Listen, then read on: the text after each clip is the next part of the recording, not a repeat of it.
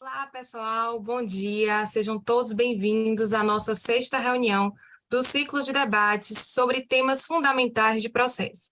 Projeto este realizado pelo Grupo de Pesquisa Transformações nas Teorias sobre o Processo e o Direito Processual Civil, em parceria com a ANEP, Associação Norte-Nordeste dos Professores de Processo. Para quem não me conhece, o meu nome é Júlia Ribeiro, sou mestranda em Direito pela Universidade Federal da Bahia, pesquisadora do grupo Transformações, grupo este liderado pelos professores Fred Didier Júnior e Paula Sarno Braga. Já falando na professora Paula Sarno, infelizmente hoje a professora não poderá mediar o nosso debate, incumbindo a mim esta tarefa. Mas, pelo que ficamos sabendo, talvez a professora apareça aqui rapidinho para falar com vocês. Mas deixamos registrado o nosso abraço à professora Paula e também ao professor Marcos Souza, que, por questões também de imprevistos de ordem pessoal, não conseguirá participar do nosso debate. Mas temos certeza que uma próxima oportunidade, esperamos que em breve, teremos o professor Marcos conversando conosco e nos brindando com seu vasto conhecimento. Nessa nossa sexta reunião, contamos com a presença do professor Paulo Mendes, que é pós-doutor pela UFBA, doutor e mestre pela Federal do Rio Grande do Sul, professor na graduação, na pós-graduação, no mestrado e no doutorado do IDP, em Brasília, membro da ABPC, ANEP e IBDP. O professor Paulo também é procurador da Fazenda Nacional, coordenador geral da atuação da PGFN no STF, e contamos hoje com o professor Leandro Fernandes, doutor e mestre pela UFBA, juiz do trabalho e membro da ANEP.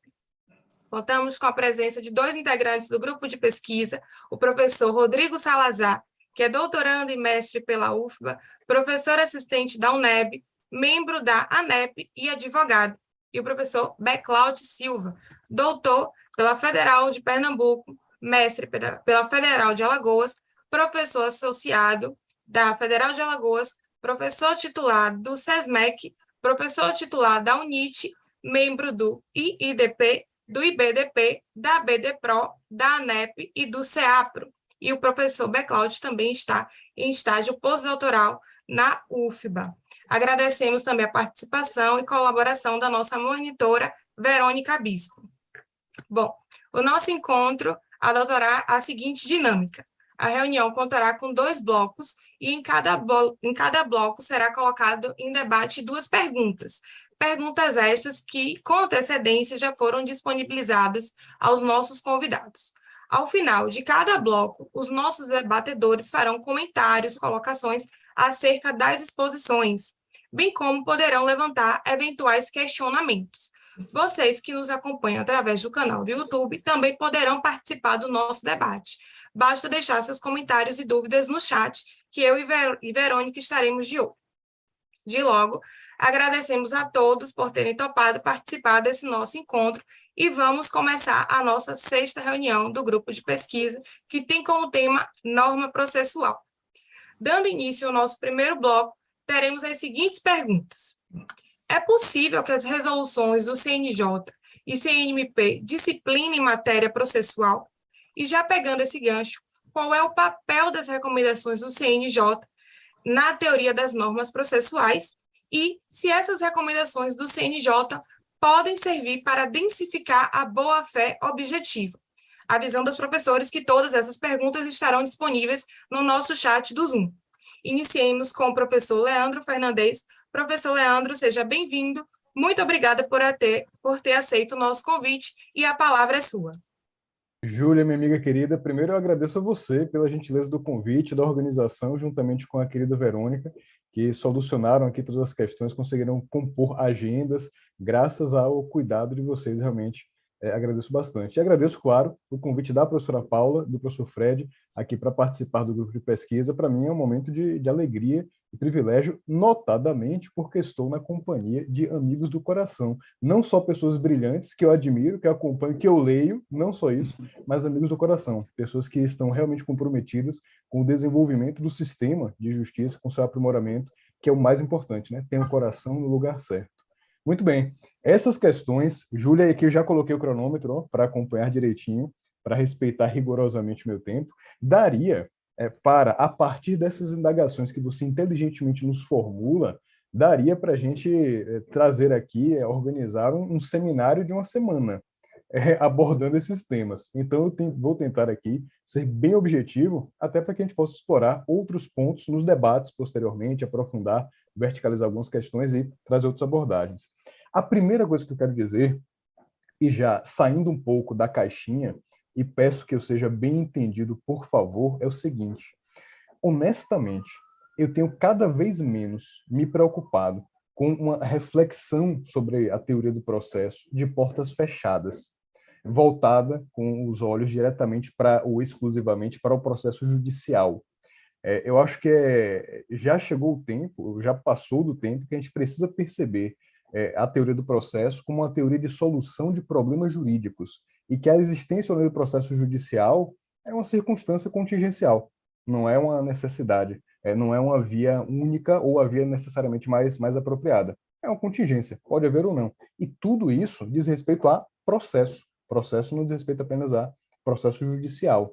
E eu digo isso para já iniciando, tentando esboçar a resposta da primeira indagação que você nos apresenta, dando um passo atrás. Me permita responder de forma muito breve uma pergunta anterior a essa e aí avançar para a pergunta que você me formula, que é: o CNJ pode editar normas processuais ou normas sobre a solução de problemas jurídicos? Claro, sem dúvida alguma. O CNJ se preocupa não só com o Poder Judiciário, o CNJ se preocupa em larga medida com solução de problemas jurídicos.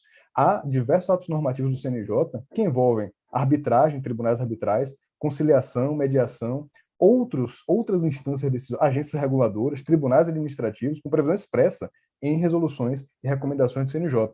De modo que o CNJ, hoje, é muito mais uma instância de pensamento sobre o sistema de justiça, compreendido aqui em sentido mais abrangente. Então, essa é o primeiro esboço de resposta aqui. E aí, avançando diretamente para a pergunta, que é: e o CNJ, afinal de contas, Leandro, pode editar normas em matéria processual, que processo judicial é possível, isso é cabível, isso é compatível, não é? Bom, essa é uma questão que realmente tem gerado grande reflexão, grande debate, não é um tema simples, é um tema realmente desafiador e que nos exige assumir uma premissa relevante aqui, que é: a gente precisa entender que há distinção entre norma legislativa e norma jurídica em geral. Norma legislativa é só uma das manifestações das normas jurídicas. Legislação e normatização não são sinônimos. A normatização diz respeito a uma competência, uma atribuição de regulamentar situações jurídicas, posições jurídicas, estabelecer comportamentos normativamente, que é mais abrangente do que a legislação. Legislar é só uma das formas, só um dos caminhos de manifestação do fenômeno mais amplo da normatização. Essa é uma premissa muito importante, porque há uma questão aqui de competência legislativa que em algum momento a gente vai enfrentar aqui. O papel do CNJ tem sido definido pelo Supremo de maneira muito clara nos últimos anos. O CNJ foi concebido inicialmente muito mais com uma perspectiva correcional. Professor Fred, com quem eu tenho, para minha alegria, para minha grande honra e satisfação, um texto, um livro a respeito do papel do CNJ no direito processual, ele costuma dizer que o CNJ concebido, planejado, não corresponde ao CNJ real. Ele está coberto de razão, na minha perspectiva. Realmente, o que aconteceu com o CNJ, em larga medida, dependeu ou foi decorrência de uma evolução na visão do Supremo a respeito daquela posição institucional do Conselho Nacional de Justiça. Veja, não é dizer que há uma criação que nasce do nada, aqui atribuindo poderes misticamente ao CNJ. Não é disso que se trata. Há fundamento constitucional expresso para reconhecer no CNJ competência normativa. Artigo 103b, parágrafo 4º da Constituição, nos traz esse indicativo. A questão é: a densificação ou o potencial de densificação que pode ser extraído desse dispositivo foi claramente ampliado pelo Supremo. O Supremo não leu o dispositivo com olhos míopes, com olhos restritos. Bem ao contrário, uma visão bastante abrangente. E a partir de alguns anos após a instalação do CNJ, isso veio sendo intensificado. O Supremo visualiza no CNJ um órgão de aprimoramento do autogoverno do judiciário. um órgão central de planejamento do sistema judicial. E é nessa medida que é possível haver competência normativa em matéria processual do CNJ naquilo que diz respeito à administração da justiça, naquilo que diz respeito ao aprimoramento da prestação jurisdicional. Tanto o CNJ pode disciplinar a respeito desse tema, que encontramos aqui diversas dezenas, sem exagero, se duvidar, metade das resoluções e recomendações do CNJ dizem respeito de forma muito direta, ou apenas de modo indireto, a matérias processuais. E aqui nós precisamos recorrer à teoria da competência regulamentar, conversando com nossos amigos lá do direito administrativo. Precisamos perceber que o CNJ pode editar regulamentos meramente executivos, e temos exemplos no próprio CPC com essa indicação, regulamentos autorizados ou delegados, aqueles em relação aos quais a legislação transfere, delega para outro ente a possibilidade de normatização de certa matéria, e também regulamentos autônomos, estes aqui extraídos diretamente do corpo constitucional, como, diga-se de passagem, o Supremo já reconheceu. E há vários regulamentos, várias resoluções do CNJ com essa figura, com essa imagem, com essa conformação aqui. Basta pensar no Núcleo de Justiça 4.0, e aqui me parece o exemplo de todos o mais eloquente, porque o NJ 4.0, amigas e amigos, é uma nova unidade judiciária. Ele não é um rito processual. Ele não é uma forma de prática de atos. Não, ele é uma nova unidade judiciária, que não existe no mundo real, diga-se de passagem. Ele é necessariamente virtual, digital, eletrônico, e que manifesta uma das principais características da administração da justiça brasileira contemporânea, que é a flexibilidade. Ele pode ser constituído com delimitação bem específica de matérias ou maior abrangência, maior ou menor abrangência territorial, tempo limitado e possibilidade de revisão. O CNJ, portanto, claramente cria aqui um elemento, um ente, uma entidade que se destina a tratar de questões processuais e outras tantas questões. Basta pensar no CIREC, Sistema de Informatizado de Solução de Conflitos por Conciliação e Mediação. Ou, citando aqui, matéria tributária, um dos vários temas que o professor Paulo Mendes domina fartamente aqui. Recentemente, a resolução 471 do CNJ disciplinou a política de tratamento adequado do contencioso tributário no Brasil, estimulando soluções que fogem do judiciário. A arbitragem, por exemplo, expressamente prevista lá, a autocomposição também expressamente prevista lá. De modo que me parece que hoje, e aqui mais uma vez dialogando com o professor Fred, afirmar que o CNJ não disciplina a matéria processual é meio que lutar contra a chuva, é discordar da chuva. Ela existe. A questão é como nós vamos abordá-la, qual tipo de enfrentamento deve ser feito. Lógico, há questões aqui de limites que nós temos que discutir, mas me parece que não é possível negar alguma competência, alguma área de competência normativa do CNJ em matéria processual com base na própria Constituição. E aí, encaminhando para o encerramento, veja que 8 minutos e 20 segundos, a segunda questão, e a gente vai explorar depois com mais vagar, as recomendações do CNJ também têm um papel relevantíssimo no sistema. Posteriormente, a gente pode abordar isso com uma atenção mais direcionada até nos debates, mas eu já antecipo algumas coisas aqui. Embora elas não disponham de cogência, tal qual as resoluções do CNJ, elas têm diversos préstimos ao sistema de justiça. Primeiro, por estimular certos comportamentos. Segundo, por indicar que, se esses comportamentos forem adotados por juízes e juízas, não haverá punição, infração funcional em razão dessa circunstância. Segundo, porque ele permite que se verifique, em muitos casos, o conteúdo específico ou esperado de certas decisões. Aquela questão prevista na LINDB de análise das consequências práticas da decisão judicial pode ser densificada, concretizada a partir de recomendações do CNJ, que vão indicar um caminho mínimo que pode ser seguido pelo Poder Judiciário em relação àquela questão. Além disso, elas permitem um amadurecimento de políticas judiciárias, a ponto de, no futuro, poderem ser convertidas em resoluções ou mesmo em legislação. Há diversos exemplos de normas legais que vieram de influência, de estímulo a partir do CNJ. Então, o que o CNJ faz a partir das recomendações é também, e aí com isso eu encerro, alcançar espaços que as resoluções não podem alcançar.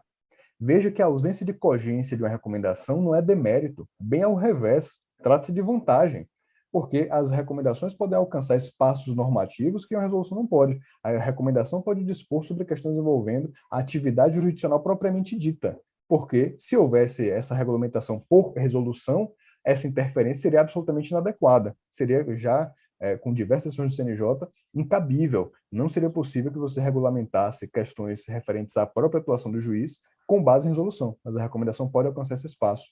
Aspectos atinentes à autonomia dos tribunais, forma de organização interna. Resolução não pode expor por conta da autonomia constitucional dos tribunais. Recomendação pode sugerir. Então, um conjunto aqui de elementos que está inserido no tema mais abrangente da soft law. Com isso, então, agradeço mais uma vez 10 minutos, 38 segundos. Agradeço mais uma vez o convite, agradeço aqui a participação. Estou à disposição sempre, estou aqui ansioso para a gente discutir, debater, vai ser um negócio espetacular, rapaz. Muito obrigado.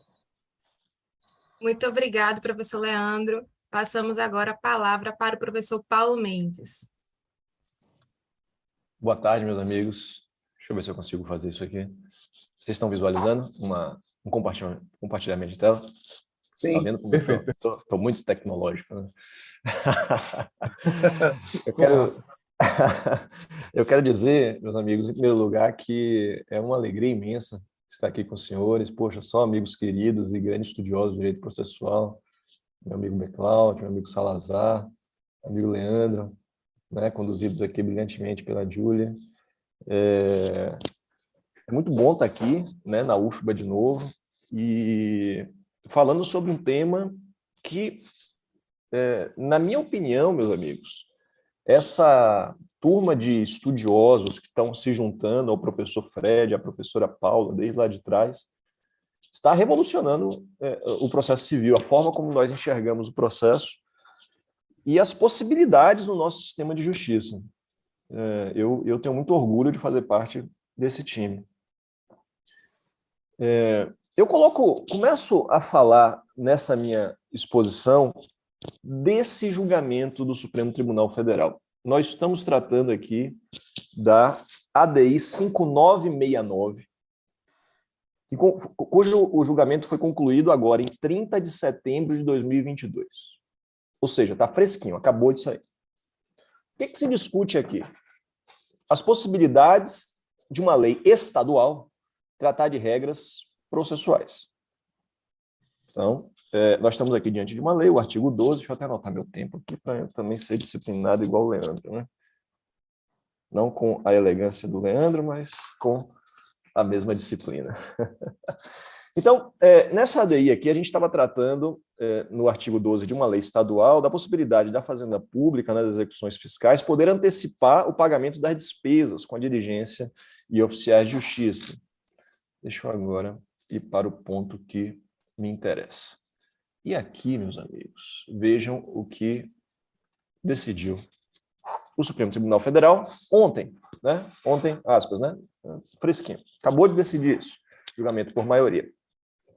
Ele reconhece aqui que é difícil falar atualmente em uma diferença entre processo e procedimento. Né? Candina Marco já alertou que não há como distinguir com nitidez, segurança e generalidade normas alusivas a um e normas alusivas a outro.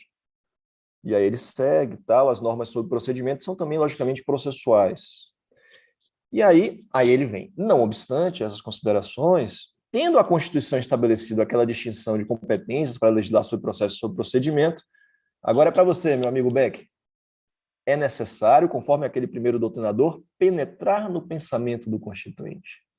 O Beck, que gosta muito de teoria do direito, e, em consequência, com o nosso sistema processual como um todo.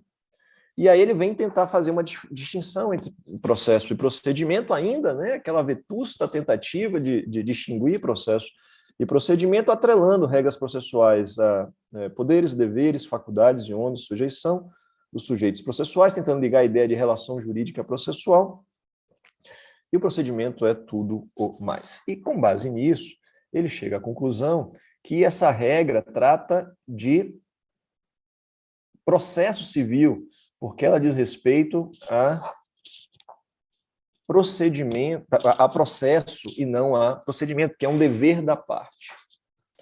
Veja, essa é uma decisão recentíssima do Supremo Tribunal Federal. No entanto,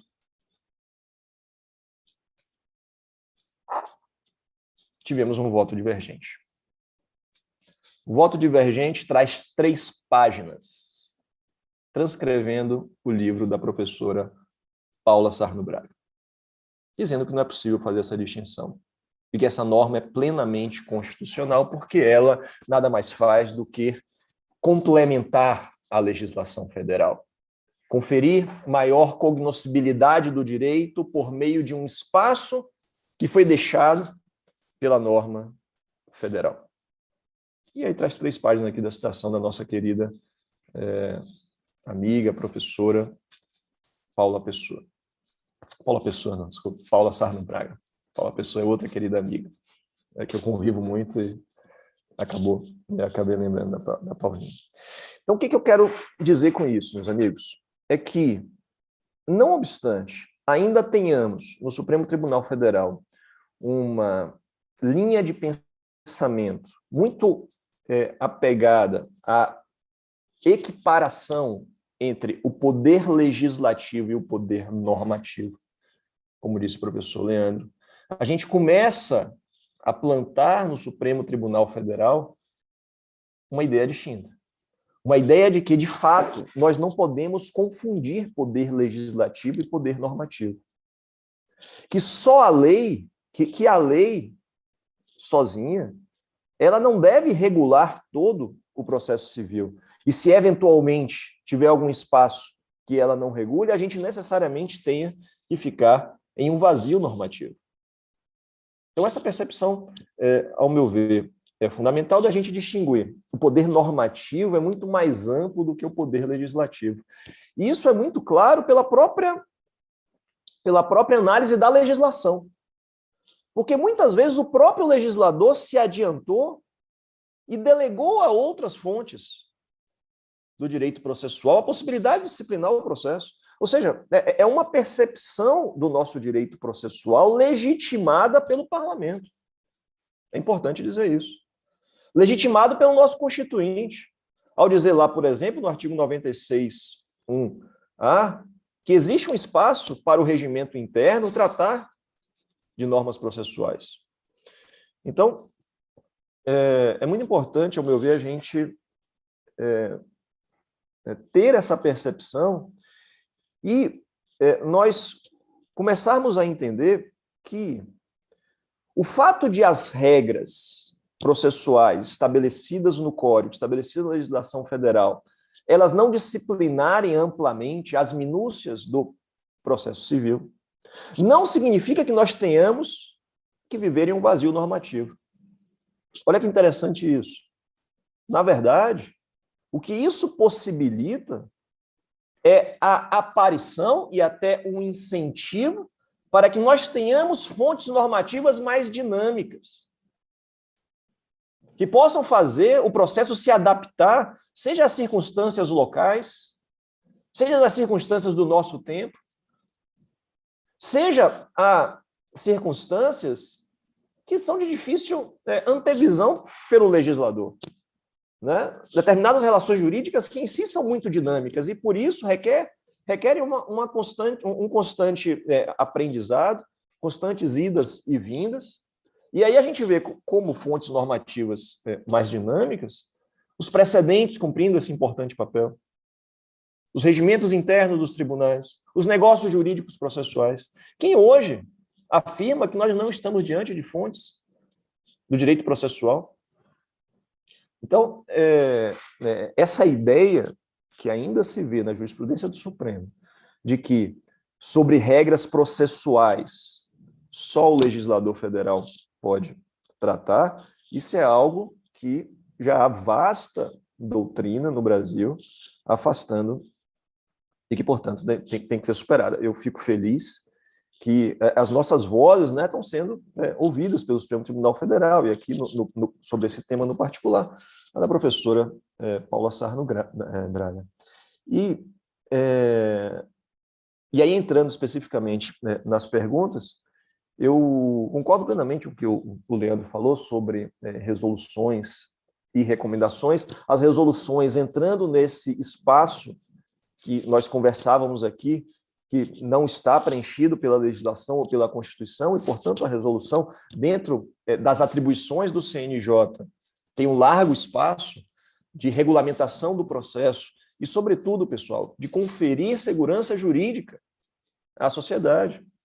Porque, volto a dizer, O fato de nós termos aberturas normativas na legislação federal não deve implicar vazios normativos. E as recomendações, né, como um interessantíssimo espaço até de experimentação, né, de proposições para eventuais futuras resoluções ou legislações, né, legislação sobre o assunto, e que me parece que vem ocupando um papel fundamental, não só as recomendações do CNJ, mas o próprio CNJ. E aí, poderia o CNJ regulamentar a boa-fé no processo civil, densificar as cláusulas abertas que nós temos no processo?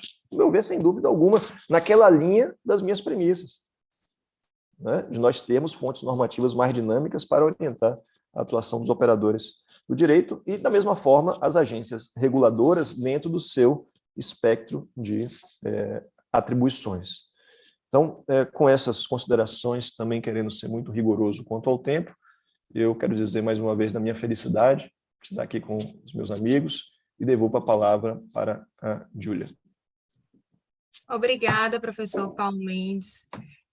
Seguindo agora para a segunda fase do nosso primeiro bloco, passemos a palavra ao nosso debatedor, professor Beclaud.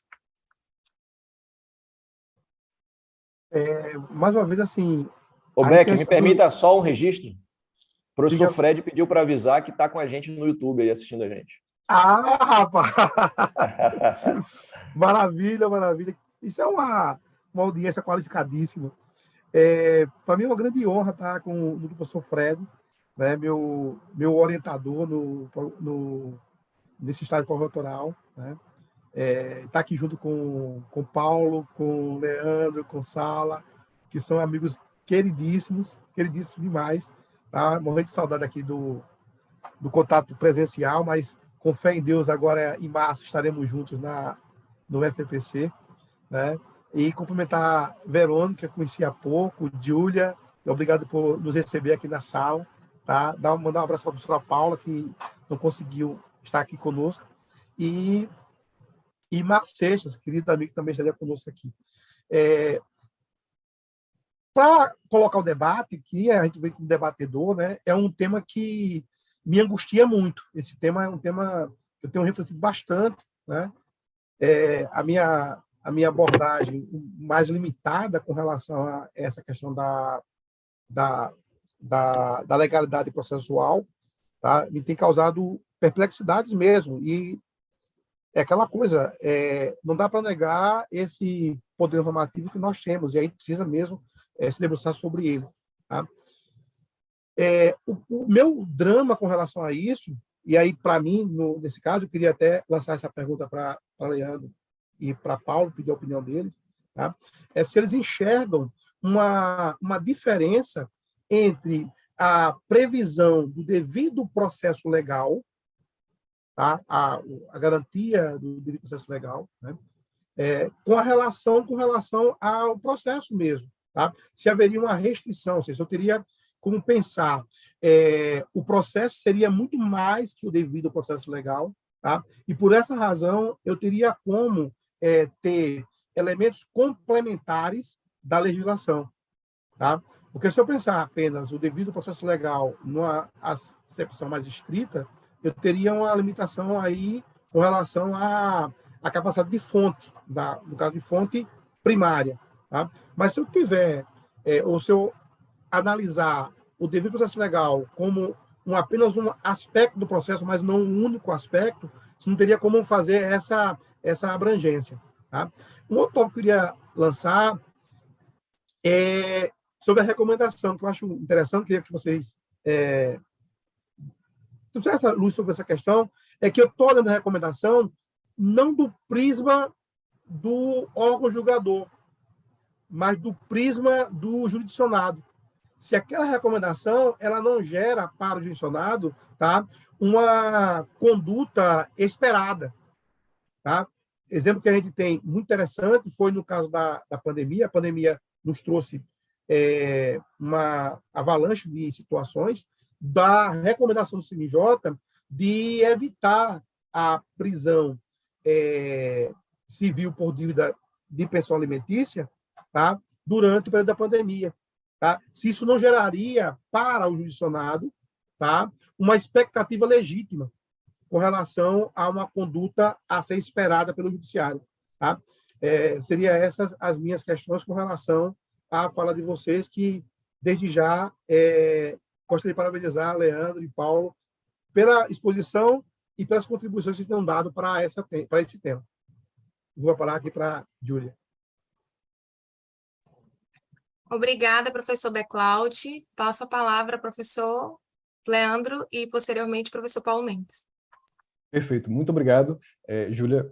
E, Beclaut, meu irmão, sensacionais as questões, aspecto realmente que a gente precisa refletir com uma profundidade muito maior. Você abrilhanta sempre o debate, consegue trazer pontos que são essenciais para a nossa reflexão. Serei bem breve aqui, bem objetivo para a gente conseguir cumprir direitinho o tempo. Veja, eu vou abordar a indagação que você coloca a partir de um exemplo específico, e depois do exemplo a gente vai para a visão geral. Há um tema que me parece que elucida bem essa questão, o tema da tutela da aparência de imparcialidade. E aqui vai, aproveitando a recomendação para a excelente obra da Fernanda Góes, publicada pela editora Juspodium, a respeito desse tema. A questão da imparcialidade, a perspectiva, a teoria da imparcialidade, abrange um conjunto de deveres que são exigíveis por parte da figura do julgador. Um deles é o dever de revelar circunstâncias que possam ensejar dúvidas plausíveis, razoáveis para um observador sensato acerca da imparcialidade do juiz. Muito bem. Esse dever não existe de forma expressa na legislação brasileira em relação à figura do juiz ou da juíza. Ele tem em 2 outros diplomas, na lei de arbitragem, a previsão específica, e na lei da mediação, a previsão específica. Mas no CPC não há. Conquanto disponhamos de hipóteses, de listas, de róis, de impedimento de suspeição, esse dever especificamente não está abrangido. Me parece que é muito claro que se o processo for conduzido por um juiz que tenha um fato razoavelmente considerado como capaz de ensejar dúvidas sobre a sua imparcialidade, estaremos diante de um processo que não é devido. Estaremos diante, ao menos, de um processo suspeito. Veja que interessante, nós podemos utilizar a resolução 60 do CNJ, que é o Código de Ética da Magistratura, como um fundamento para dali extrair, juntamente com os princípios de Bangalore, por exemplo, também norma de soft law, que o juiz tem esse dever de revelar fatos que possam ensejar essa dúvida razoável. Então perceba que a interpretação e sua linha de indagação é perfeita, é instigante. Me parece que a interpretação deve ser no caminho contrário, que a gente deve perceber essa maior abrangência de normatividade como um elemento capaz de reforçar o devido processo legal e não de mitigar, fragilizar, enfraquecer o devido processo. Há pontos aqui que a gente deve observar. E mais do que isso, é necessário pensar devido processo a partir de uma perspectiva abrangente de fontes e de portas. O devido processo só é devido quando é possível transitar entre portas de acordo com a maior adequação para a solução do conflito. E, se isso significa transitar entre portas, temos também que admitir a possibilidade de que cada porta pode ter regulamentação por fontes distintas. As questões são entrelaçadas, o que significa que compreender o devido processo hoje pressupõe uma abertura maior de fontes e de métodos de solução do conflito. Então, me parece que esse é o encaminhamento. De forma bem objetiva, sim, é uma questão importantíssima, essencial. Essa maior abrangência na teoria das fontes deve ser visualizada como um caminho para fortalecimento do devido processo, para robustecimento do devido processo, não para sua fragilização. Tema desafiador, interessantíssimo. E devolvo a palavra para a minha querida Júlia, estou aqui às ordens, muito bem. Obrigada. Passo a palavra ao professor Paulo Mendes. Ô Becker, eu, muito na linha do que o Leandro falou, eu confesso que eu gostaria de te ouvir mais, claro, em outra oportunidade, aqui a gente não tem espaço para isso, sobre essa sua percepção, né, a respeito do devido processo. Mas eu te diria de antemão que não me parece que a gente tenha um espaço do devido processo que eventualmente estaria limitado a alguns aspectos do processo e a gente estaria transitando por uma outra área, digamos assim, não alcançada pelo devido processo. Eu confesso que eu não concordo com essa ideia e eu vou muito na linha do Leandro, que, na verdade, o devido processo é um guarda-chuva que engloba tudo. E no mesmo sentido de que Eu acho que é importantíssimo, a gente vai falar um pouco sobre isso no segundo bloco, é importantíssima essa percepção da pluralidade de fontes como instrumentos para a densificação do devido processo. Ou seja, o nosso devido processo de hoje pressupõe essa pluralidade de fontes, com objetivos, ao meu ver, muito claros, de conferir segurança jurídica. E aí, caminhando para a sua segunda pergunta, de fato, isso pode acontecer. As recomendações podem gerar expectativas nos jurisdicionados que não vão ser cumpridas eventualmente. Mas aí, eu acho que aqui passa por um processo de amadurecimento e de esclarecimento dos operadores do direito e dos jurisdicionados sobre o papel de cada fonte. Da mesma forma que nós não podemos aceitar ministros e desembargadores desrespeitando regras regimentais do seu regimento interno, a gente vê isso acontecendo algumas vezes, o que não é possível, a gente tem que ter a percepção do papel que as recomendações cumprem no direito processual. E, a partir daí, nós ajustarmos as nossas expectativas diante delas. Júlia. Me permita só, Júlia, se for possível, só um breve comentário, que há exatamente esse ponto, que é a segunda questão de Beck, que eu acabei passando a látera, que as recomendações, além daquelas outras funções que nós conversamos anteriormente, tem também essa. Elas criam um ônus argumentativo mais severo, mais elevado para o juiz, que delas decidir se afastar. Então, há pelo menos também essa questão, justamente como uma forma de proteção à expectativa do jurisdicionado, que é também uma excelente perspectiva. Obrigada, professor Paulo, professor Leandro. Dando continuidade ao nosso debate, passo a palavra ao debatedor, professor Rodrigo Salazar.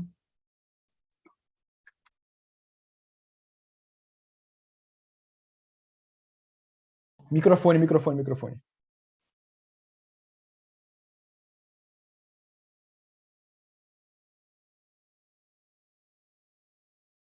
Agora foi, pronto. Primeiro eu quero agradecer o convite, né, e dizer que é um imenso prazer estar aqui presente com vocês, os amigos queridos, né, Leandro, Paulo, Beck, Júlia, prazer conhecer também agora, né, e essa assistência qualificada aí, meu grande amigo Fred, que também nos ouve agora. Vejam, eu vou ser direto e pontual com relação ao que foi colocado, que foi posto, até porque vocês já trouxeram várias inquietações minhas sobre isso. Eu acho que, na verdade, como o Leandro propôs, um retorno para que se possa discutir bem essas questões, eu proponho um retorno ainda maior, para que a gente possa discutir melhor ainda essas questões, que, na verdade, é uma preocupação com um estudo mais profundo das fontes normativas, aí numa categoria geral de direito mesmo. Essa é uma preocupação que eu tenho, que tem me assolado a partir dos meus estudos, justamente para a minha tese, que calha também de reverberar no que você, Leandro e Fred escolheram, justamente desse papel normativo do CNJ. E, justamente nessa busca de uma conceituação ou uma discussão sobre fonte normativa, eu percebo que nós ainda estamos muito apegados a uma concepção que eu vou chamar aqui de legalista, tá? À falta de uma melhor, num primeiro momento. Mas que talvez seja necessário complementar essa visão, vamos lá, legalista, do ponto de vista que existem metanormas que permitem, né, e que dizem quais são as fontes, que a gente possa também avançar para um campo da argumentação jurídica, né? Eu acho que isso é importante, e Bustamante faz algumas observações nesse sentido que me provocaram muito, e junto também com um trabalho magnífico de Castanheira Neves sobre fontes do direito, e que justamente vem cada vez mais me chamando a atenção para que discutir norma jurídica sem fazer um prévio estudo forte, profundo, sobre fonte normativa, vai deixar aquém ou vai deixar de responder várias perguntas, né? E aqui, por exemplo, vejam só, Leandro, quando colocou, né, de que essas normas elas não vêm de poderes místicos, de que há autorização constitucional para que a gente tenha criação, né, de normas a partir dos conselhos, vamos falar assim de uma maneira geral, há que se convir também de que existe realmente normas que autorizam, metanormas que autorizam isso, mas que a saída do STF para reconhecer esse poder foi quase mística, porque foi a utilização, né, da teoria dos poderes implícitos, que é verdadeiramente uma lata do poeta.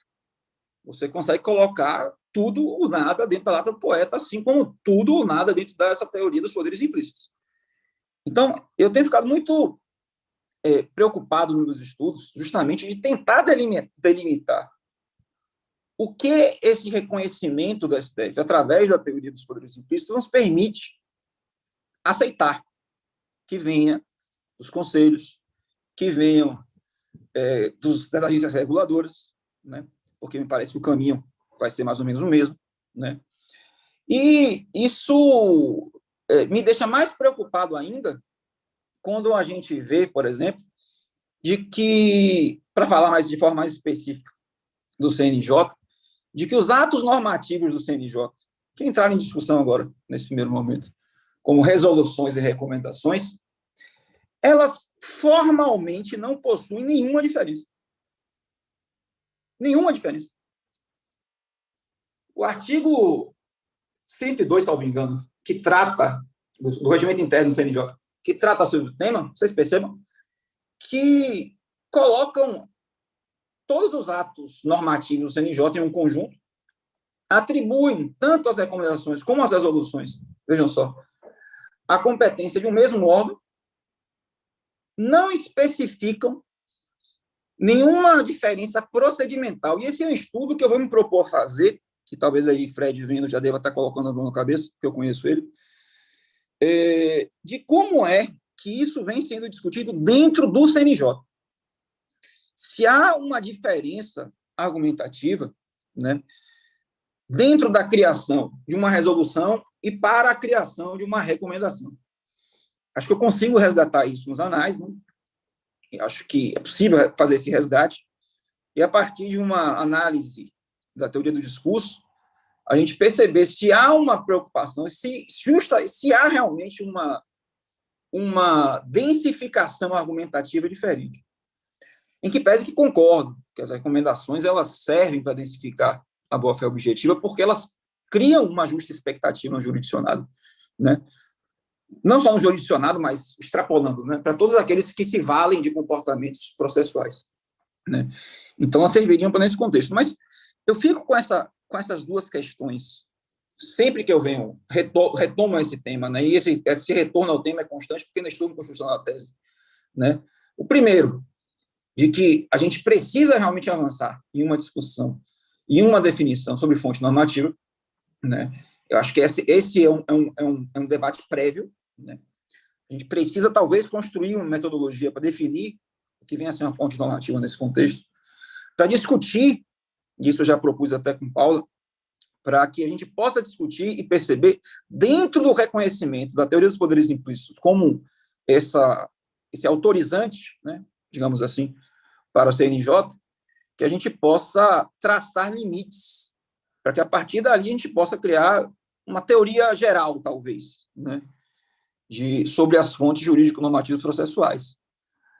Eu não sei se os demais concordam com essas observações, né, especialmente no que diz respeito a essa indiferença formal, né, para a gente falar assim, entre recomendações e resoluções, ou essa semelhança formal, e que me parece que tem que ser um pouco mais bem explorada, para que a gente possa, a partir de uma visão argumentativa, justificar por que uma tem eficácia vinculante, por que a outra não, por que uma obriga, por que a outra não, em que sentido vai essa obrigação, em que sentido não vai essa obrigação, porque razões elas são, em um aspecto discursivo. Razões, eu não tenho nenhuma dúvida que elas são.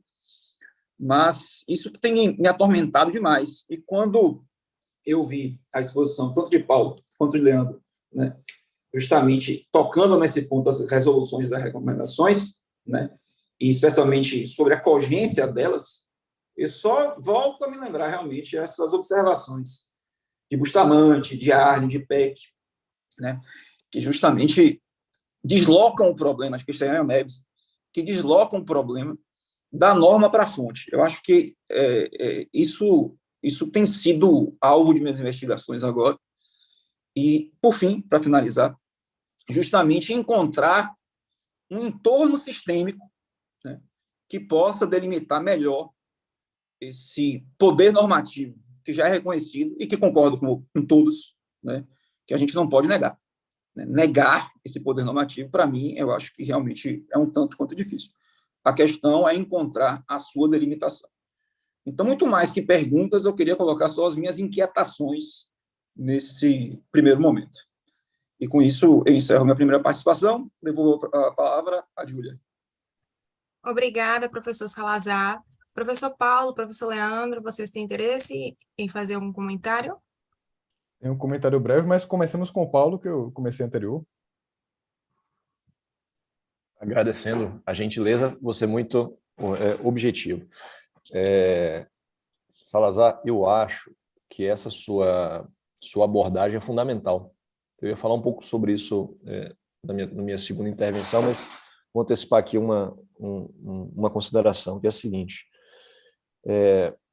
Essa percepção do papel dessas fontes, ou da existência dessas fontes, nos leva à reflexão de como nós, dessas normas, nos leva à reflexão de como nós precisamos lidar com essas fontes.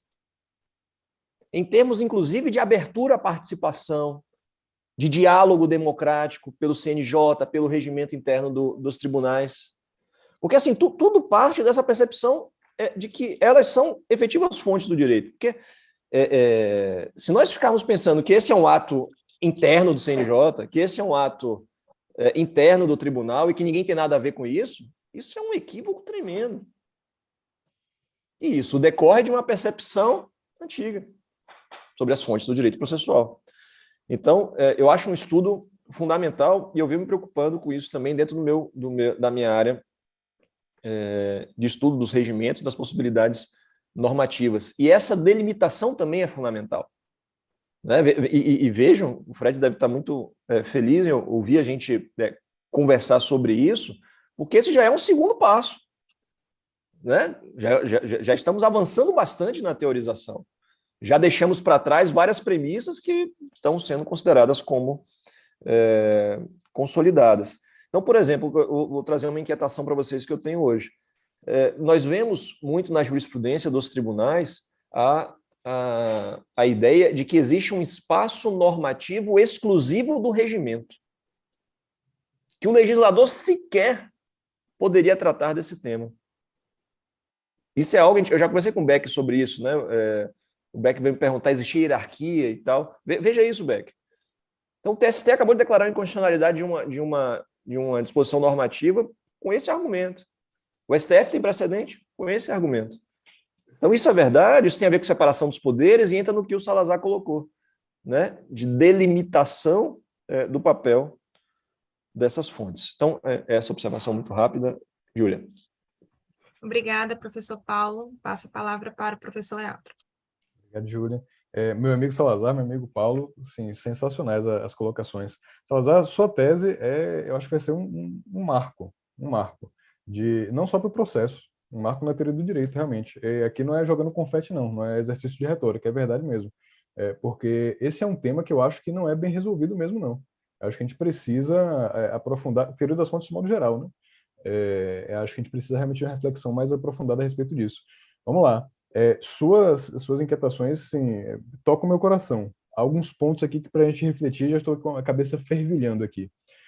Primeiro, eu acho que nós podemos encontrar uma pista para começar a esboçar uma solução para isso no 103b, parágrafo 4º, realmente, da Constituição, a partir da leitura do Supremo.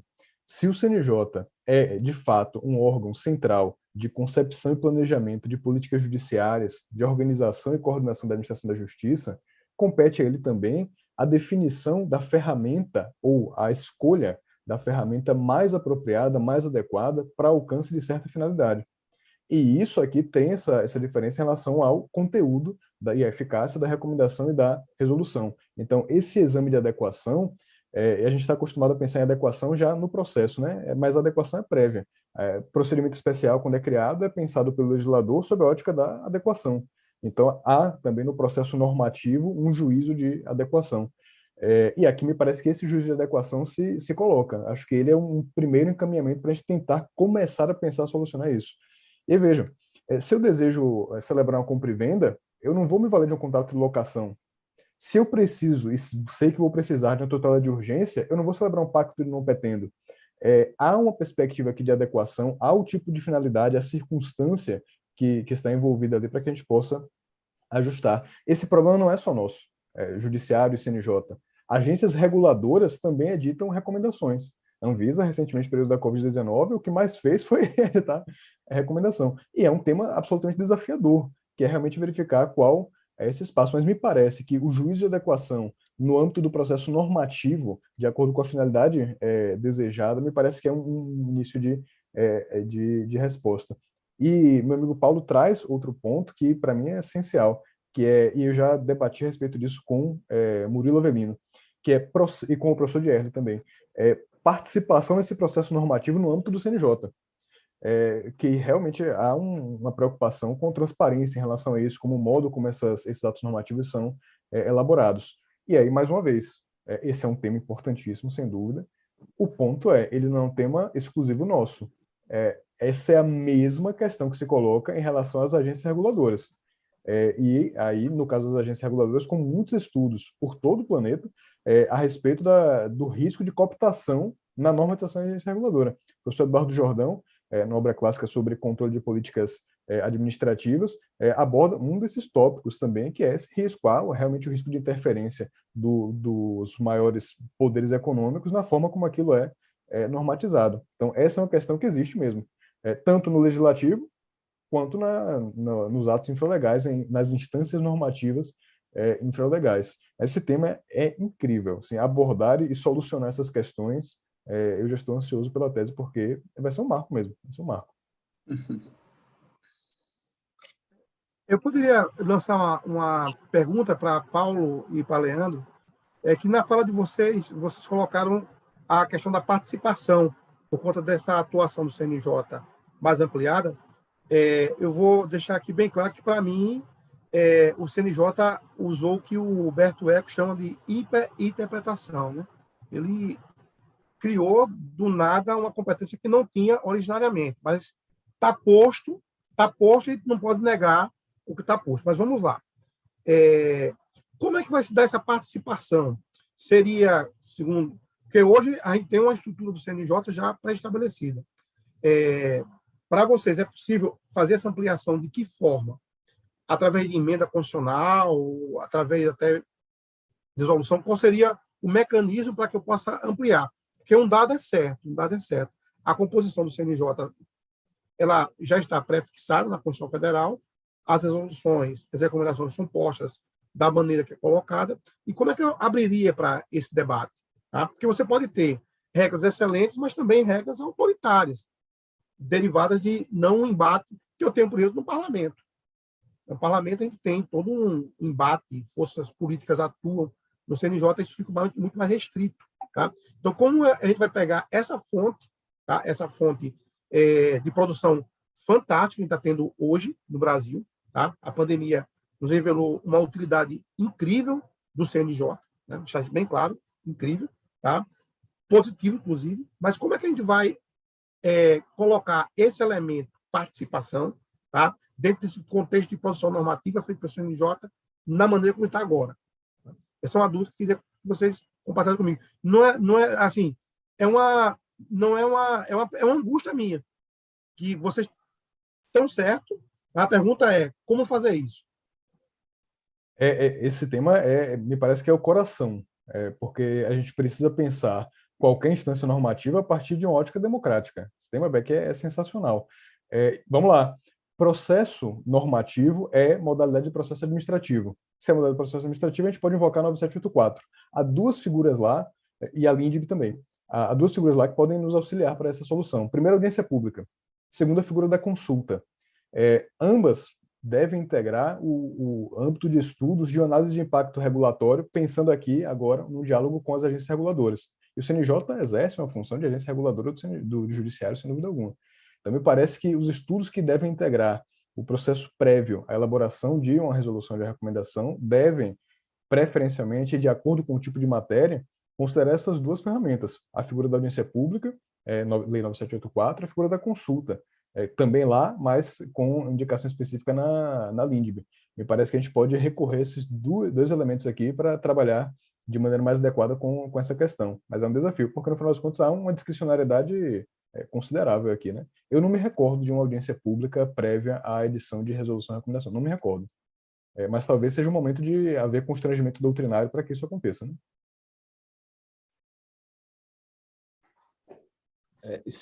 Posso? Pode.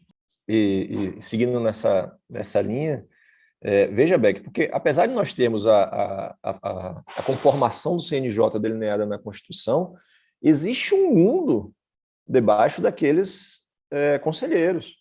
Inúmeros juízes sendo convocados do Brasil inteiro para auxiliar nessa atuação, um corpo de servidores que compõem o CNJ.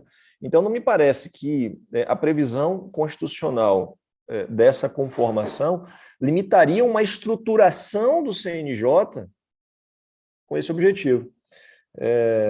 Gosto muito da ideia de audiências públicas, de consultas. Se a gente for olhar a Suprema Corte norte-americana, eles têm lá comissões formadas de maneira plural por professores, por advogados, que tem por objetivo justamente aprimorar a normatização da legislação federal dos Estados Unidos. Então, não me soaria nada estranho, ao contrário, eu acho que é até aconselhável que o CNJ criasse também essas comissões, né? Chamassem professores como o professor Beclaud para poder coordenar uma comissão, professor estudioso do assunto, né? Então, para coordenar determinados... Estamos pensando em fazer uma recomendação sobre esse assunto. Eles já têm os grupos de trabalho que auxiliam nisso. E convidam participantes externos, né? Eu sei que vários professores participaram, por exemplo, dessa recomendação 134 sobre precedentes, por exemplo. Então, eu acho que isso é uma forma da gente democratizar, da gente possibilitar a participação. E aí, Leandro, por meio desse constrangimento doutrinário que a gente proporciona, fazer com que essas comissões se abram. Porque, às vezes, a gente sequer sabe quem é que está compondo as comissões, né? E aí, a partir daí, nós começamos um círculo virtuoso, né, de partir da percepção da relevância dessas fontes, do papel dela no direito vigente, nós aumentarmos a participação, democratizarmos esse processo. Me parece que é um caminho possível. Obrigada, professor Paulo. Vocês que nos acompanham pelo YouTube, podem mandar as dúvidas, considerações lá no chat, que mais um pouco ao final nós iremos ler as perguntas de vocês. Agora vamos passar para o nosso segundo bloco. Teremos mais duas perguntas. São elas: soft law é norma? É possível identificar soft law em matéria processual? E também, quais parâmetros devem ser observados para a solução de conflitos entre diferentes fontes de norma processual? Nesta rodada, iniciemos com o professor Paulo Mendes. Vamos lá. Eu acho que a gente já falou bastante sobre isso, né, no contexto do papel das recomendações, né? Então, só para situar quem está nos ouvindo, a gente poderia, e é uma distinção que parte já foi bastante amadurecida no direito internacional, a gente poderia fazer uma primeira distinção entre hard law e soft law, né? Hard law seria aquele direito que seria cogente para os seus destinatários, eles teriam a obrigação de seguir aquelas disposições normativas. Já a soft law, ao contrário, seria uma mera recomendação, seria uma experimentação, seria uma forma de nós divulgarmos boas práticas, né? Que haveria uma expectativa do órgão que está emitindo de que aquela seria uma postura interessante de ser seguida, apesar de não haver uma cogência na sua observância. Então, estabelecida essa distinção entre hard law e soft law, a recomendação, né, ela se inseriria justamente nessa ideia, né, de soft law na medida em que não há essa cogência. E como a gente já falou bastante aqui, ela cumpre um importante papel, né, de nós tentarmos conferir boas práticas no Poder Judiciário, boas práticas dos jurisdicionados, e, eventualmente, fazer experimentações para, posteriormente, uma vez bem-sucedidas, se transformarem em hard law, seja por meio de resoluções pelo próprio CNJ, seja por meio do legislador ou mesmo do constituinte. Só a questão de ordem, Júlia, a gente já entra na segunda pergunta, aí você falou só dessa primeira do soft law, né? Pode entrar na segunda pergunta também. Ela está no chat, que Verônica colocou. Ah, tá. E aí eu vou aproveitar e já vou falar sobre essa segunda questão. Me parece também fundamental. E diz respeito a quais são os critérios que nós devemos nos utilizar para resolver problemas de conflito entre normas decorrentes de fontes normativas diversas. E aqui a gente volta ao ponto do Salazar. O que o Salazar diz? A gente precisa delimitar qual é o espaço, né, de funcionamento, o espaço normativo de cada fonte. Então, um critério possível é o critério material. O que pode ser regulamentado por cada fonte? E, não sendo esse critério suficiente para resolver o problema, porque, eventualmente, a matéria pode ser regulamentada por mais de uma fonte, e eu acho essa percepção fundamental, né, para tudo isso que a gente está conversando aqui. E aí eu volto à obra da professora Paula, né, que desbravou, né, esse pântano, né, espinhoso, que partia de uma ideia de que a gente tinha que separar processo e procedimento. E, a partir dessa percepção de que que há temas que podem ser tratados por mais de uma fonte normativa, sobretudo em um papel complementar, nós estabelecemos uma questão de hierarquia aqui também. De dizer, olha, o regimento interno pode tratar de regras processuais no tribunal? Pode. Mas o advento de uma lei posterior faz com que o regimento tenha que se adaptar a essa lei posterior. Por isso que me aflige muito a ideia de um espaço normativo específico do regimento. Tenho pensado bastante por aí. E aí é sobre isso. E aí a gente tem uma questão de hierarquia aqui, né? A legislação, no caso, tendo que ser observada pelo regimento interno. E aqui também eu falo dos precedentes. E vejam que interessante isso. Quando nós pensamos no precedente como fonte normativa, ele nada mais é, na minha percepção, claro, do que uma redução de complexidade do ordenamento a partir da interpretação da legislação vigente. E por que isso é relevante quando nós conversamos sobre fontes? Porque muitas vezes esse precedente ele vem em um momento muito posterior ao tempo em que havia uma regulamentação infralegal, seja pelo CNJ, seja pelos regimentos internos. E como é que a gente lida com isso? Né? Em um espaço temporal em que havia regulamentação infralegal. E depois vem o precedente para dizer, não, tudo aquilo ali está errado, eu acho que a melhor interpretação da lei é essa. E aqui, inevitavelmente, nós precisamos trabalhar com regras de transição.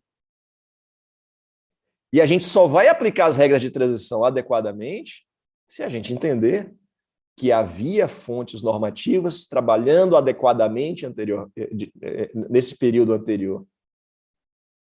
E aí dissermos, olha, esse precedente realmente tem que ser seguido, mas ele vai ser seguido doravante. Os atos processuais que foram praticados anteriormente com base em regimentos internos, com base em resolução do CNJ, devem ser preservados. Claro, simplificando muitíssimo as múltiplas possibilidades de regra de transição com as quais nós podemos trabalhar. Júlia. Obrigada, professor Paulo. Passo a palavra agora para o professor Leandro. Júlia, muito obrigado. O professor Paulo, assim, me liberou do trabalho, na verdade. Estou aqui, vou acompanhá-lo, ser brevíssimo. Primeiro, Paulo, meu amigo, acabou de sugerir, e aqui eu vou tentar apresentar um título comercial, um tema de pesquisa para quem estiver aí nos acompanhando ao vivo, ou posteriormente nos concedendo a distinção da audiência. Olha só, direito intertemporal processual em um sistema complexo de fontes. Tema aí de dissertação, tema de tese para se verificar, porque esse é um tema absolutamente desafiador, sem dúvida alguma. E aproveito também a intervenção breve para cumprimentar, acabei não cumprimentando aqui o professor Fred, que está aqui conosco, ao pecado que eu cometi de nem falar aqui, professor, então, satisfação enorme, é honra, e aumenta ainda mais nossa responsabilidade aqui, e também Bruno Coelho, que já vi aqui no bate-papo no YouTube, que está conosco, também nos concedendo a distinção da audiência. Meu irmão, um abraço forte. Muito bem, respondendo de forma bem breve as questões, porque o que é essencial já foi perfeitamente abordado pelo Paulo, que é o que é norma? Essa é a primeira questão. Norma é uma proposição passível de expressão por meio de algum dos modais deônticos, o obrigatório, o proibido ou facultado. Mas é uma proposição com possibilidade de expressão por um desses modais deônticos com um fim específico, com a finalidade de dirigir um comportamento, com a expectativa de dirigir comportamentos. Há muito debate sobre o que é norma jurídica, teoria da norma, há muito debate. Me agrada mais essa vertente que, de maneira bem objetiva, consegue conceituar com clareza qual é o objetivo da norma jurídica, qual é a composição, a compostura de uma norma em geral. Então, me parece que não há ou não deveria haver dúvida de que soft law é norma. A questão da cogência, da imperatividade, é um momento posterior de análise. E Pontes, no tomo 1 do tratado, você encontra um indicativo nesse sentido de que você não pode confundir a cogência, a imperatividade com o ser, né? A consequência, o posterior com o anterior. Há um aspecto importante aqui a verificar, então, que em sua compostura, a noção de norma não pressupõe cogência, imperatividade. Aí que a gente vai discutir norma moral, norma religiosa, norma jurídica, todas essas questões, mas me parece que não deveria haver dúvida sobre se soft law é norma. Soft law é norma, sem dúvida alguma. Você tem ali expressões, proposições que se dedicam, que se destinam a dirigir comportamentos a partir de alguns dos modais deônticos. Isso é norma jurídica, então me parece que não deveria haver maior angústia em relação a isso.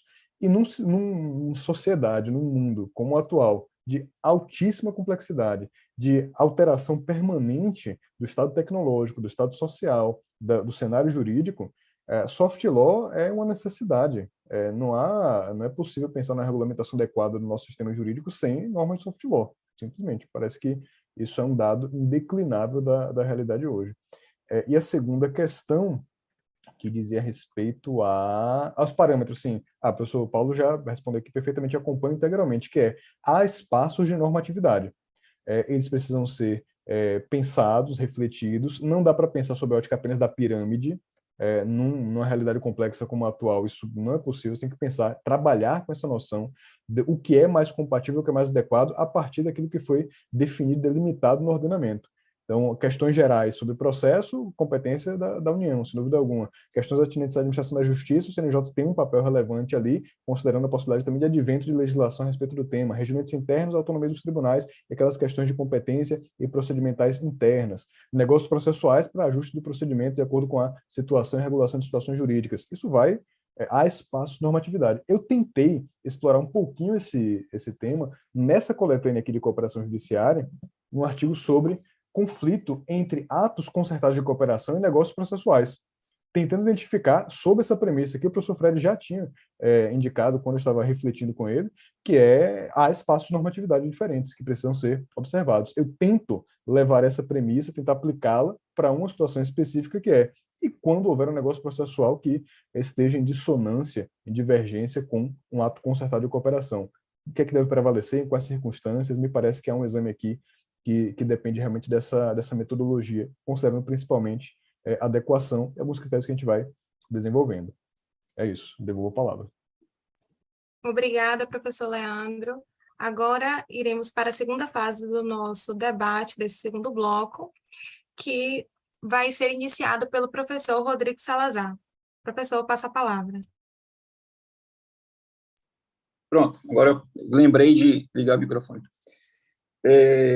Depois de Leandro e de Paulo, né, ficou muito pouco, mas ainda assim eu tenho algumas inquietações, justamente relacionadas a essa segunda proposição de quais parâmetros devem ser observados para a solução de conflitos entre diferentes fontes de norma processual. E o despertar para um regime de transição realmente foi brilhante. Paulo aí, eu acho que fez uma colocação de que não tinha tentado e que eu vou ter que realmente atentar também no meu trabalho.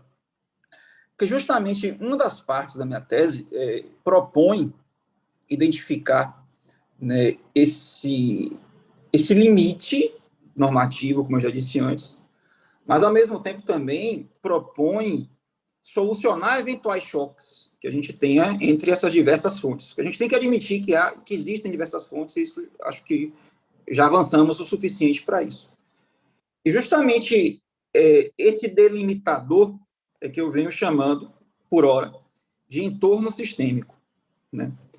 Então, esse entorno sistêmico é que ele vai fazer esse papel de membrana que permeia o que é direito e o que não é direito, quando recepciona, né, dentro do contexto jurídico, e, ao mesmo tempo, ele fará um papel de controlador de eventuais choques. Porque, veja, aí eu teria que explicar um pouquinho antes por que essas minhas inquietações e por que essa exposição de Paulo não foi tão interessante. Veja, eu venho trabalhando com a ideia de sistemas, desde a dissertação de mestrado, né, e Bertalanffy, Lozano, próprio Bobbio também, Luhmann, muito com relação a isso. E nessas ideias de sistemas, eu venho enxergando de que, como grupamentos que são, esses sistemas só se mantêm enquanto tais se existir um elemento que os aglutina, né? Então, eu trabalhei isso com precedentes, e aí utilizei o 926 como esse elemento aglutinador, já que ali a gente teria que ter, né, existiria uma certa permissão para uma vibração entre decisões jurisdicionais distintas, mas em determinado momento o sistema tem que ter mecanismos que tornem essa vibração não tão grande de forma a desnaturar o sistema, né? Senão você teria o afastamento do conjunto, e você teria o fim do sistema. E aí eu venho trazendo isso também para esse estudo agora, né? Porque as fontes parece que também têm que conviver harmonicamente nesse contexto, né? Então, e aí a tarefa que eu vou me propor, que eu venho me propondo e que eu venho trabalhando com isso, identificar esse elemento que aglutina essas diversas fontes. Porque, sinceramente, eu ainda não estou satisfeito com a adoção pura e simples para justificar eficácia de poder normativo do CNJ com a teoria dos poderes implícitos. Isso realmente me incomoda. Tá? Isso aí realmente é quase que chegar do porque sim, né? Porque sim.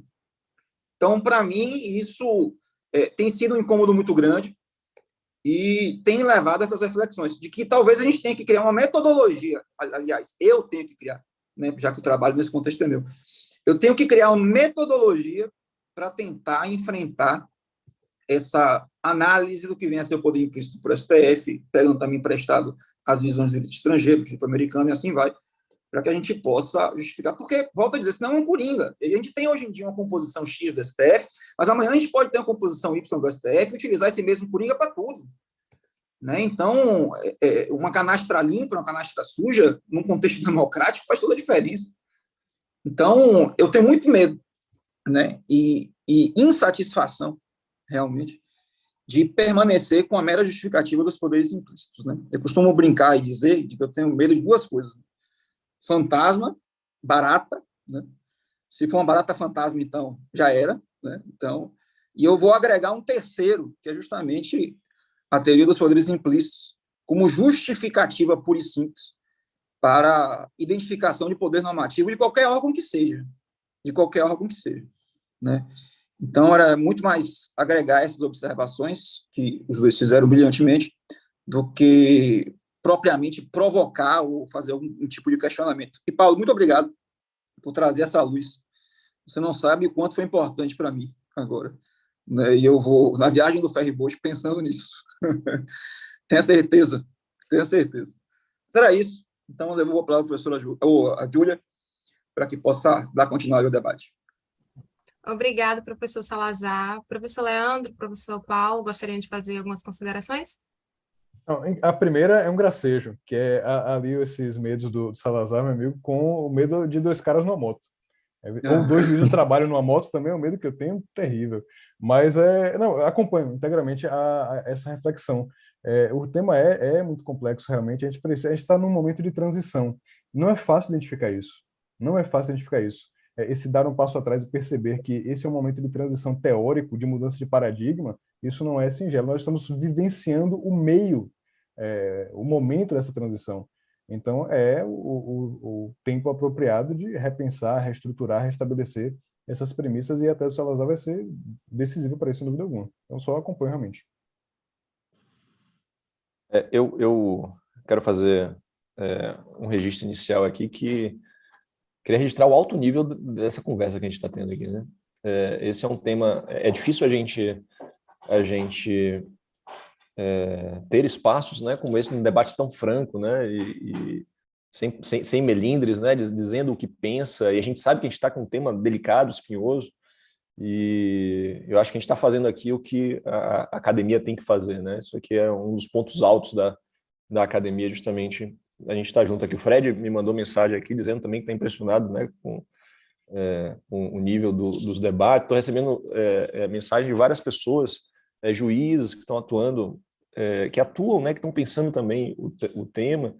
E aí tem inclusive uma juíza amiga minha, Salazar, a Clarissa, que estava comentando aqui sobre a preocupação dela sobre essa democratização, essa necessidade de abertura do CNJ, né? Porque a gente tem que saber de onde vem, quem faz, né? Como é que a gente confere legitimidade democrática a isso. E eu acho que é uma preocupação muito presente. E uma observação só sobre esse tema que a gente estava conversando. Quando eu estava escrevendo, estava no pós-doutorado com o Fred, né, com as várias conversas que eu tive com o Fred. Fred lançou uma ideia que eu achei genial e procurei desenvolver, que foi a seguinte: Paulo, será que a gente não está falando de um tipo de regra de transição quando o regimento trata de um assunto e posteriormente vem um precedente em sentido diverso? E aí ele estaria atuando como uma espécie de regra de transição que deveria ser respeitada quando ela agiu legitimamente? Então, a ideia de regras de regra de transição também me parece uma ideia bastante frutuosa nesse particular, que pode gerar uma reflexão adicional sobre isso, né? Eu só não me agrada a ideia de pensar uma regra de transição como menos, né? Como algo menos relevante, como uma norma de segundo escalão, segunda categoria. Porque, ao meu sentir, quando essas fontes normativas estão agindo legitimamente, elas são o direito vigente e devem ser observadas. Júlia. Obrigada, professor Paulo. Passo a palavra para o professor Baclaud. Sobrou pouco, mas vamos conversar um pouco sobre essa questão. Veja só, eu costumo dizer, Salazar, que poder implícito não tem lugar na democracia, né? O regime democrático não congrega isso, né? As coisas têm que estar muito claras, e essa talvez uma das grandes conquistas da democracia. Então, isso é um problema, para mim é um problema sério com relação a esse tópico, tá? Mas, indo para a pergunta, né, sobre a questão do tema do soft law, Leandro trouxe aqui uma contribuição fantástica dos normativistas, né? E aí, separando mesmo aqui, uma questão bem legal. Veja, primeiro, dizer que os textos, eles podem ser textos descritivos ou prescritivos. Então, eu não posso pensar no direito positivo como sendo um texto descritivo, tá? A tese, o livro descreve, né? Então, não estou aqui sendo dworkiano, né, que entende que a doutrina tem função prescritiva, tá? Sou um keuseniano, e aí, dentro da minha premissa keuseniana, a doutrina não tem um poder prescritivo. Mas vamos lá. Se eu estou diante de um texto que prescreve, tá, esse texto vai sim gerar norma, tá? Então, se o soft law está dentro do contexto, ou seja, se o texto que veicula uma determinada regra que seja mais soft, tá, ela está dentro do contexto prescritivo, ela vai prescrever. Tá? E se ela prescreve, ela veicula norma. Tá? Então, a pergunta é, se o texto é descritivo, ele está no campo da ciência, não prescreve. Se é prescritivo, ele é norma. Tá? Então, se eu pensar o soft law como um texto prescritivo, ele vai, sim, veicular norma jurídica. Então, essa é a minha primeira premissa. Tá? Com relação à questão de se, por acaso, os chamados parâmetros, né? Quais seriam os parâmetros para resolver os eventuais conflitos? E aí eu tenho algumas questões interessantes. Primeiro, os níveis de texto. Tá? Por quê? Porque a hierarquia, tá? A hierarquia, que eu estou pegando aqui, a hierarquia de Merkle, né? Que foi trazida para o direito, né? Difundida por Kelsen, mas a hierarquia de Merkle, tá? Se ele for olhar friamente, não há hierarquia de norma. As normas não são superiores às outras. O que são superiores são os textos. Tá? É o texto constitucional que é superior ao texto da lei. Na realidade, eu construo a norma a partir dos textos. Tá? Se eu pensar, por exemplo, na norma completa do homicídio, por exemplo, tá? Eu vou construir o direito à vida na Constituição Federal. Tá? Mas ela se completa com o Código Penal ao estabelecer, tá, a prescrição pela sanção da morte. Então, na realidade, se eu for olhar direitinho, tá, não há hierarquia de normas. O que existe é hierarquia de textos. Tá? Então, para construir a norma, eu me valho de textos de hierarquia diferentes. Tá? Então, eu me deparo muitas vezes com o texto. Eu vou construir uma solução jurídica, eu vou me pegar o texto constitucional, vou pegar a legislação, as resoluções, assim por diante. Então, dentro dessa premissa, tá, o conflito não é um conflito de norma, o conflito seria um conflito de textos.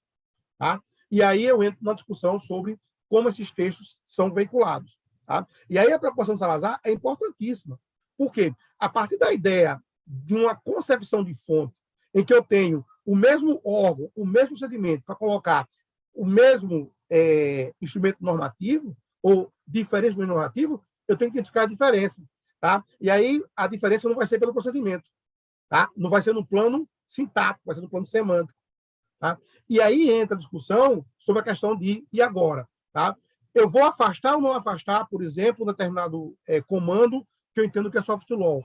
Tá? Para fazer isso, eu tenho que ter o chamado dever argumentativo, tá? De chegar e afastar. E por que eu estou afastando? Certo? Então, eu trabalho muito mais com a ideia de analisar os textos, verificar as hierarquias dos textos e verificar qual a força que ele vai ter dentro da construção da solução.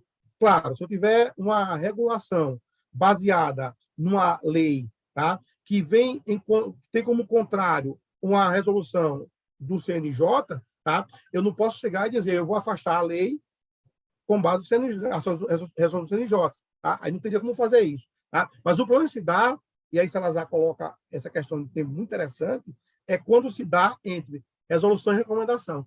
Tá? E mais, eu gostaria até de completar uma questão que tinha posto anteriormente, tá? Que muitas vezes a recomendação, tá, ela tem um papel, não, aí eu vou usar uma expressão de Pons de Miranda, né? Ele faz a distinção de completante e complementar. Né? Eu vou aqui aproveitar-me dele para colocar aqui.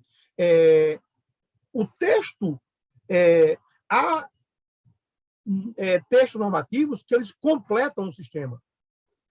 E há textos normativos que eles complementam o sistema. Então, não posso pensar, por exemplo, tá, que o Código Civil ele completa a Constituição quando ele vai regular um campo da vida, tá, sobre determinada matéria. Mas ele está completando a Constituição. Então, tem uma função completando. Mas os regulamentos que eu coloco abaixo, tá, eles têm uma função complementar. Tá? E esse complementar, ele é soma. Tá? Se ele tiver dissonância, eu tenho como expurgá-lo. Tá? E aí, essa pergunta é uma pergunta importantíssima, tá? De como eu vou fazer a aplicação quando eu tenho essa pluralidade de textos, tá? E aí, claro, construir, no caso, uma eventual hierarquia, não de normas, mas de textos. Tá? Aí eu passaria a falar para a Júlia. Obrigada, professor Beclaut. Professor Paulo, professor Leandro, podem responder. Fique à vontade. Olá. Meu amigo Beck, gostei muito das coisas que você falou, mas aqui uma discussão bem profunda de teoria do direito que me parece que eu caminho em uma direção um pouco diferente da sua, Beck. Não, o resultado a gente chega é o mesmo, mas não me parece que nós tenhamos um problema de hierarquia apenas de texto e não de normas. Me corrija se eu estiver errado, eu entendi que você disse que a norma vai ser só o resultado final a que nós vamos chegar depois da análise dos múltiplos textos que tratam do assunto. Me parece que nós temos espaços normativos constitucionais que devem ser respeitados pela normatização infraconstitucional, não apenas pelo texto, pela norma infraconstitucional. Então, a minha percepção inicial diante da sua fala é que a gente poderia sim falar de uma hierarquia entre espaços normativos e não apenas espaços textuais. E aí, um ponto que você falou também que me lembrou um texto do professor Humberto Ávila, que você falou sobre textos descritivos e textos prescritivos. Isso é importante para a gente ter uma distinção bem clara entre a ciência do direito e o direito da ciência, né? Que a gente sabe que muitas vezes isso não é respeitado. Muitas vezes a ciência quer fazer do direito aquilo que ela entende que é adequado, e não propriamente o direito que vige entre nós. E eu gosto muito da ideia de que o juiz, quando chega no final da sua carreira, ele não vai ter proferido todas as decisões que ele gostaria de ter proferido, porque ele teve que observar o direito. E nem sempre ele vai concordar com o direito vigente. Então, são apenas observações breves, e eu te devolvo a palavra, Júlia. Obrigada, professor Paulo. Professor Leandro. Obrigado, Júlia. Eu fui formado numa tradição que é bem essa do Paulo. Eu achei a intervenção do Beck incrível, incrível. Eu estou aqui processando ainda, mas a minha tradição de formação é realmente não analisar a hierarquia sob a perspectiva de texto, mas sob a perspectiva da norma, né? Ô, Leandro, Sim. Sempre com aquela observação, né, que tudo que o Beck fala, a gente tem que levar para refletir depois. Né? Exatamente, pois eu estou aqui. Porque meu pensamento de cara deve ter alguma coisa que eu não consegui enxergar. Porque, não, eu vou ruminar a respeito disso, porque realmente para realmente ampliar a reflexão. Há normas extraíveis com hierarquias distintas a partir de textos que podem ter uma mesma fonte. Vamos complicar aqui a nossa vida? É que eu estou muito com essa resolução 471 no pensamento, essa recente sobre contencioso tributário, que é uma das mais novas do CNJ, e é um tema que me interessa diretamente para a reflexão sobre autocomposição, porque veja que interessante, e aí, Salazar, esse ponto talvez te interesse, ela, assim como algumas outras resoluções do CNJ, tem em seu teor também recomendações. Alguns dispositivos da resolução 471 do CNJ são recomendações. Recomenda-se aos tribunais que isso acontece não só nela, em algumas outras resoluções. O que evidencia que o próprio CNJ transita entre essas modalidades normativas que ele pode editar a partir de um critério de adequação e de conveniência, eventualmente, para que não seja necessário editar um outro ato que complemente aquilo. E aí me parece que a gente pensa não só em texto. Esse é o ponto, esse é o meu argumento de divergência. Me parece que aí a gente vai pensar em normas através do texto, e não só texto.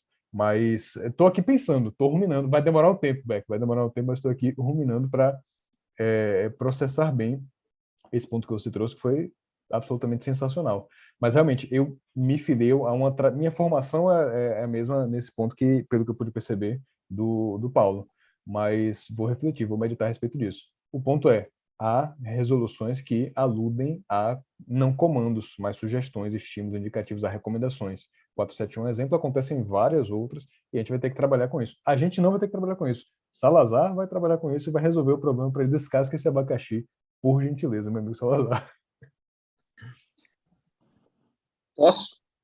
Pode. Não bota essa pressão toda não, bicho. Não, eu estou brincando.